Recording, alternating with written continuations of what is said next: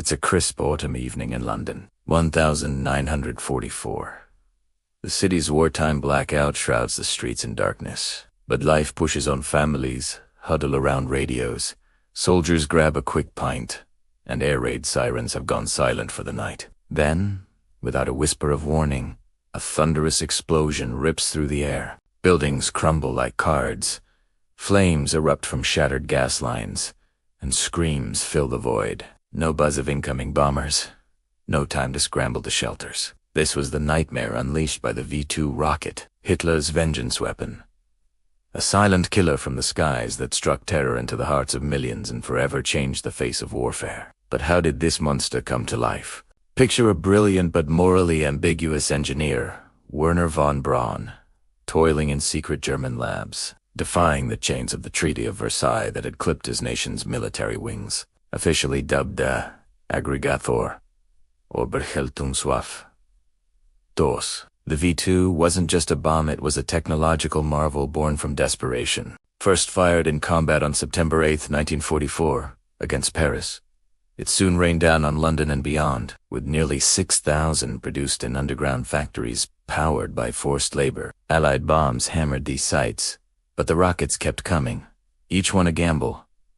Would it soar true, or explode on the pad? This shadowy origin story pulls you in, doesn't it? A weapon forged in the fires of innovation and atrocity, racing against the clock as the Third Reich crumbled. Now, let's zoom in on its raw power. Think of it as a 46-foot, 14-meter behemoth, weighing 28,000 pounds, 12,700 kilograms when fueled, blasting off with 56,000 pounds of thrust from a liquid engine, guzzling ethanol and oxygen. In just 60 to 70 seconds, it screamed to supersonic speeds of 3,400 miles per hour, 5,472 kilometers per hour, climbing 50 to 60 miles high before arcing back down in a deadly ballistic curve. No defenses could touch it mid-flight. It outran sound itself, so the boom came after the blast. Guidance.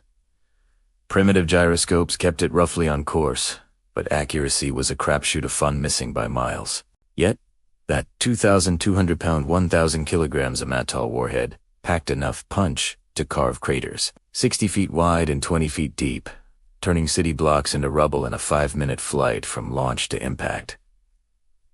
The destruction, it was apocalyptic in its randomness. Out of those thousands built, about 3,172 launched, successfully 1,115 slamming into England, 1,524 into Europe like Antwerp.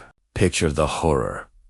On December 16, 1944, one V-2 obliterated the Rec Cinema in Antwerp mid-matinee, claiming 567 lives in an instant, including 296 Allied troops. Another, on November 27th, turned a bustling street into a graveyard, killing 128. In London alone, nearly 3,000 died, with over 6,500 wounded. Homes vaporized, and psyches shattered. The silent strikes bred constant dread, far deadlier per hit than its buzzing predecessor, the V-1. Historians argue it was a strategic flop, draining resources without turning the tide post-D-Day, but as a tool of terror. Unmatched. Unmatched. And hear us the twist that echoes through time. The V-2 didn't just end lives, it births the future. Its tech-seeded US and Soviet missile programs, propelling humanity to the moon via von Braun's NASA work, a weapon of war that launched a space age ironic. Right.